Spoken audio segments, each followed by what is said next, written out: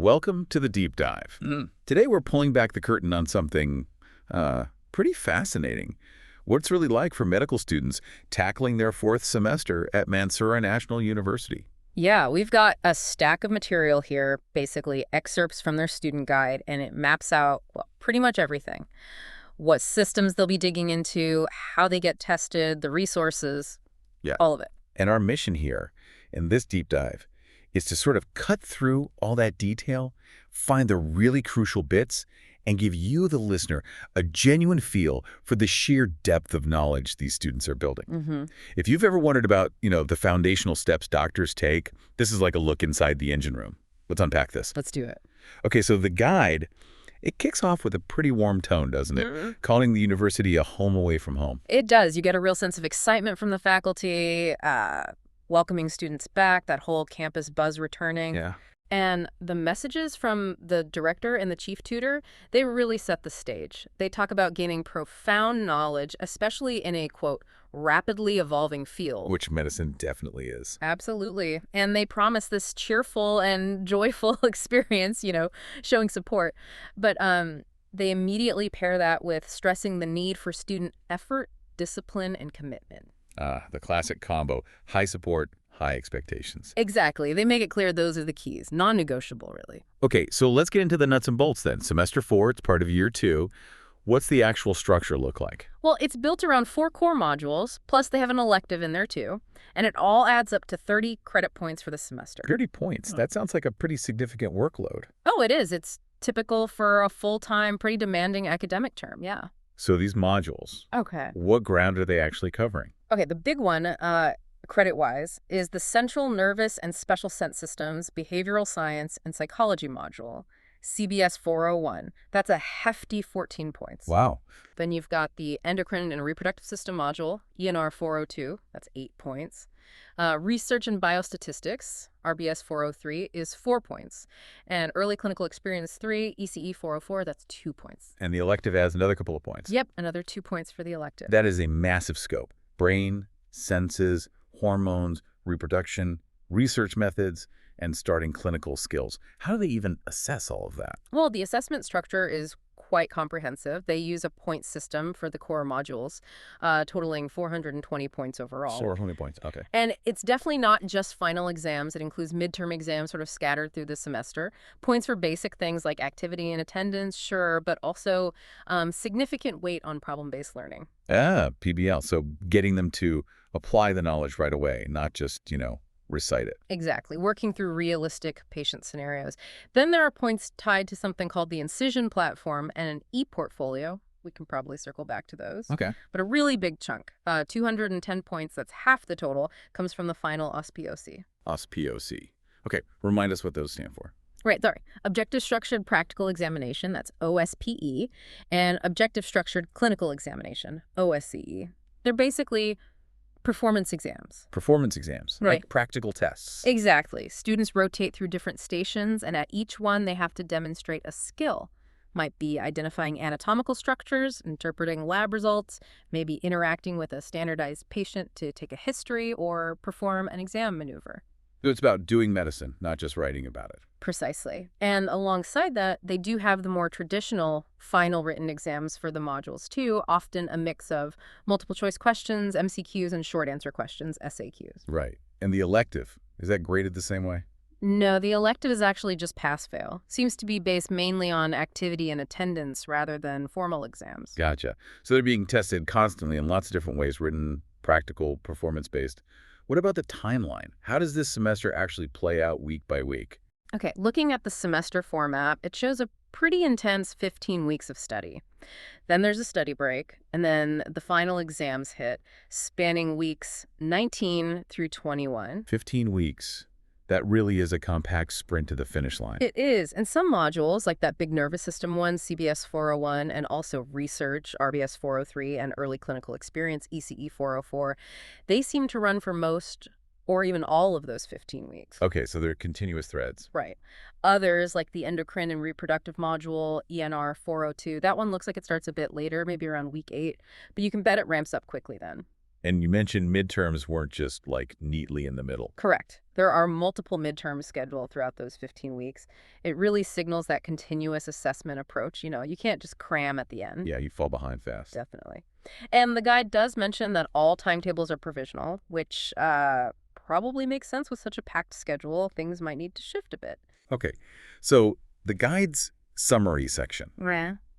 it feels like it really tries to get into the philosophy behind this semester, the why.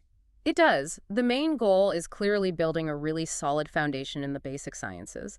But crucially, they do it using a systems-based approach. Systems-based, meaning, Meaning, instead of having separate, like, siloed courses in anatomy, then physiology, then pathology, they center the learning around specific organ systems, like the nervous system or the endocrine system. And within that system, they explore everything: normal structure, normal function, and what goes wrong. and here's the part I found really interesting.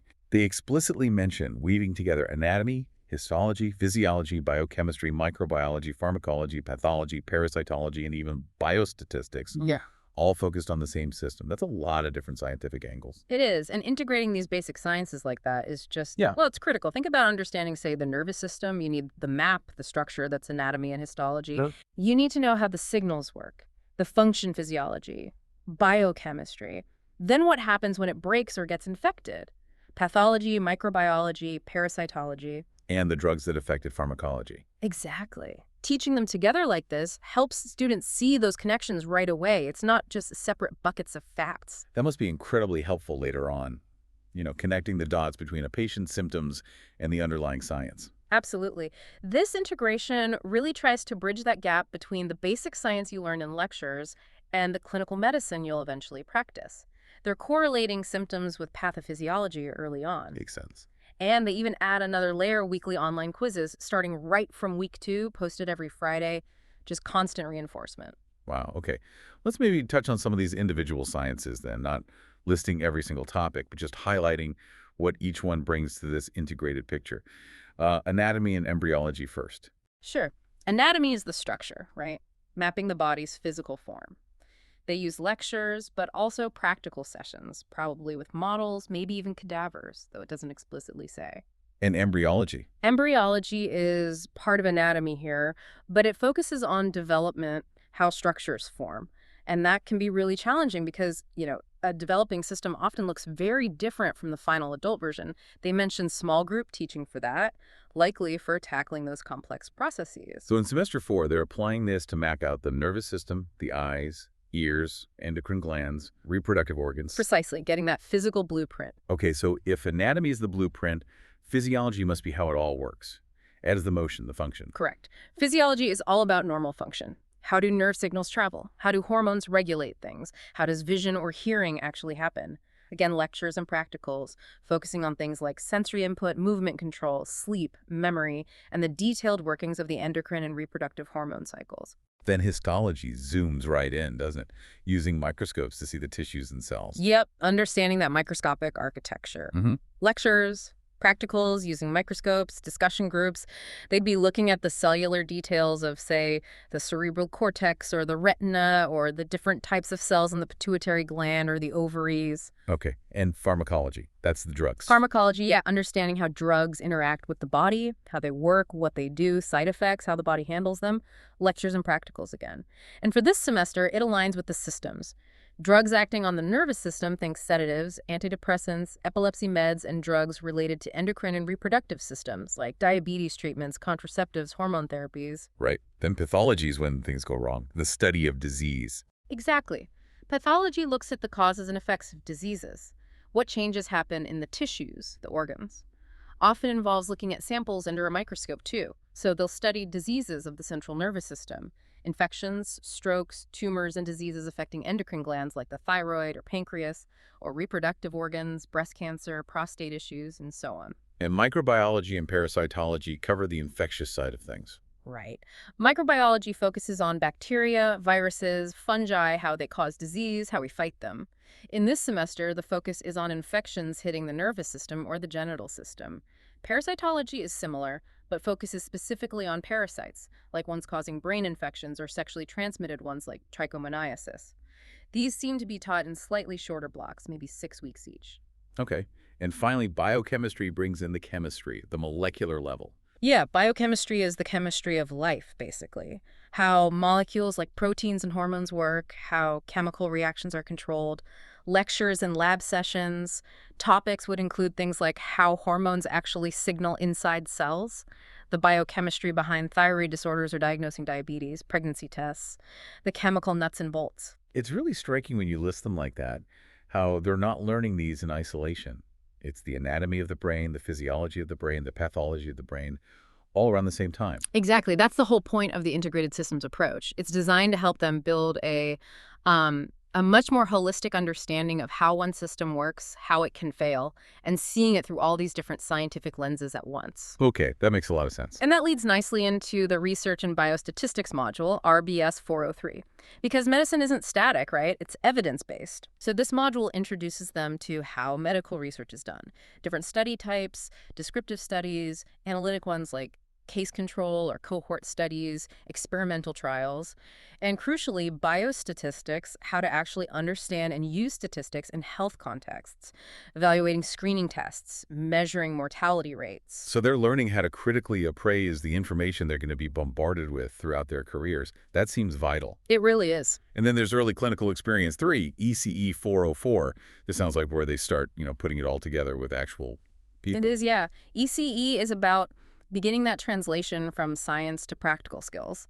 The guide emphasizes professional obligations right from day one, and it focuses heavily on those absolute core clinical skills. History taking. Learning how to talk to patients, how to listen effectively. Precisely. And physical examination, learning the systematic way to assess the human body. So they must start immediately applying some of that anatomy and physiology knowledge they're learning in the other modules. Absolutely. The module has lectures and skill lab sessions where they practice the techniques, maybe on models or each other, and then clinical sessions where they start applying it, focusing on exams relevant to the systems they're studying, like neurological exams, maybe basic cardiac exams. So the theoretical map starts connecting to the actual territory as a patient. That's a great way to put it, yes. The guide also mentions a couple of interesting sort of modern tools. Incision Academy, what's that about? Yeah, Incision Academy. It's described as a surgical education platform. It's digital, offers high-quality videos, 3D anatomy models, step-by-step modules for procedures. Surgical procedures already in year 2. Well, the procedures seem quite advanced. They mention it's accredited by the Royal College of Surgeons of England. But students are required to complete about 10 courses from a specific list. And looking at the list, it includes things like examining cranial nerves, assessing gait, neurological exams of limbs, different types of local anesthesia, examining the thyroid, the breast.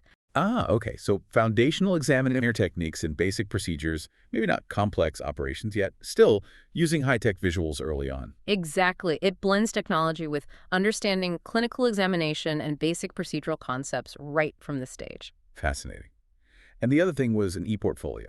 Yes, the e-portfolio. This is basically a digital collection where students gather evidence of their learning, not just grades, but examples of their work, experiences, maybe case write-ups. And importantly, it includes their reflections on that learning process. Reflections. So thinking about how they learned. Precisely. They have specific tasks they need to complete and add throughout the semester. It really encourages self-assessment, thinking critically about what they did well, where they struggled, and tracking their own professional development. It's about learning how to learn, which is crucial for lifelong learning in medicine. Okay. So putting it all together, semester 4 at Mansoura National University. It's clearly not just about memorizing facts. It's this really deep, integrated dive into the body's core control systems, nervous, endocrine, reproductive. Yeah, seen through all those different scientific lenses, simultaneously anatomy, physiology, pathology, pharmacology. And then layered on top of that, you have the foundations of research and evaluating evidence, those crucial first steps in actual clinical skills, like talking to and examining patients. And using modern digital tools like Incision Academy for visualization and the ePortfolio for self-reflection and tracking that growth. It's designed to be incredibly comprehensive and, well, intense. It really highlights that becoming a doctor is about mastering huge amounts of information, yes, but also about integrating it, applying it, thinking about it. Yeah. Right from year 2, definitely underscores what the guide said about needing effort, discipline, and commitment. Absolutely. And seeing this level of structured support and resources, you can understand why they frame it as, an amazing opportunity for a great future. They're providing the tools. It makes you think, though, about learning in general, doesn't it? For anyone listening. As you gain knowledge, maybe even from a deep dive like this one, how do you make sure you're not just sort of collecting facts like stamps? How do you actively work to connect them, reflect on them, and build that richer, integrated understanding that lets you actually use what you've learned?